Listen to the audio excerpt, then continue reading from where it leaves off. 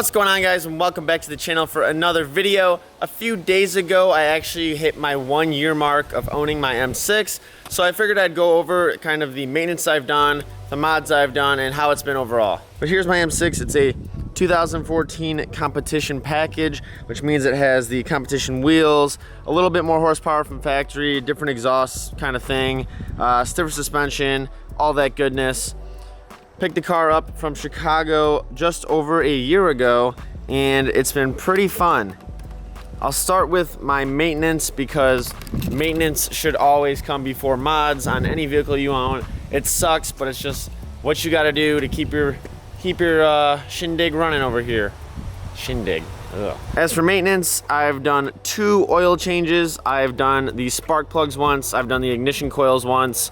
I've cleaned the intakes once or twice and done new rear tires. So I went to a Michelin Pilot Sport 4S in the rear. It's a 305/30/20. The factory tire in the rear is a 295, so this is a 305. A little bit of a step up, so it's an upgrade and maintenance at the same time. Other than that, I haven't had to do really anything else. It's been super solid. Haven't had to change the brakes, haven't had to do any really other crazy maintenance on the car. Everything's been pretty straightforward. Now I'll move on to what I've changed about the car. I swapped out the front grills for some black kidneys up there, left the factory logo. I vinyl wrapped these side ones black. I've got carbon fiber mirror caps. I added a carbon fiber rear spoiler just to give it a little more of an aggressive feel on the rear of the car. Tires. And then I've done Soul Performance exhaust, which you probably can't see from that angle, but there they are. Soul Performance exhaust. I did melt my bumper a little bit, but yeah, it is what it is. And for performance mods, I've done an Evolve Stage 2 tune, VRSF catless downpipes, and the Burger Motorsports dual intakes, or just the intakes they make for the M6. And that's all I've done in terms of overall performance. Exterior, it already had tints when I bought it, so I didn't do anything there. The interior has stayed completely how I got it, and I haven't had to change anything else. You do have to remember that in Michigan here, we do have winter and snow, so I bought the car in September, drove it for about a month or two, and then stored it all the way until March, end of March, early April, when the weather started to finally break for us. So our cars here in Michigan, if you are not driving it every day in the snow and all of that, get about 6 months if you're lucky of good use. So I've put, let's see, I got the car with about 30,000 miles, and now I'm at about 38,000 miles.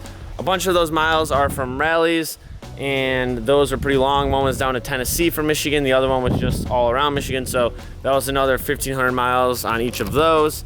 And the car's been really great. Nothing major has really happened. So I do on and off rotate the M6 and the new Land Rover daily driving. It is nice out right now. We have great weather today, and it's great cruising around town, but also you can rip it and it's super fast. Obviously, the car put down 591 or 592 to the wheels on a parking lot dyno, and I'd imagine it's probably somewhere around there in torque.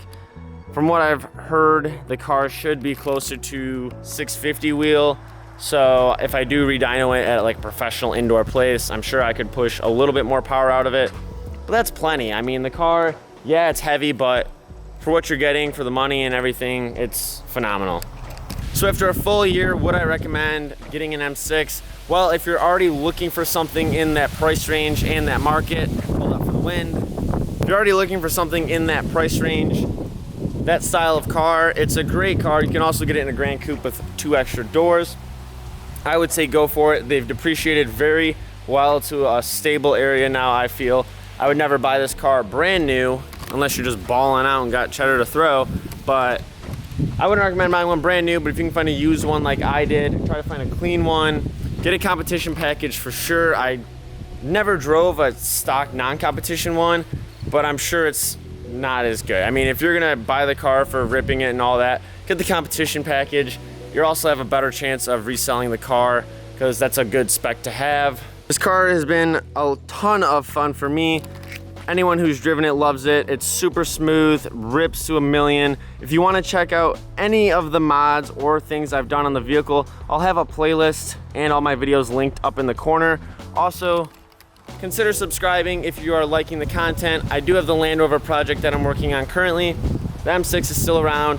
Haven't really changed anything in a while because, well, it doesn't really need anything right now. So hit that subscribe button if you haven't already. I appreciate you guys stopping by to check out this video. Hit that like button and I'll see you guys next time.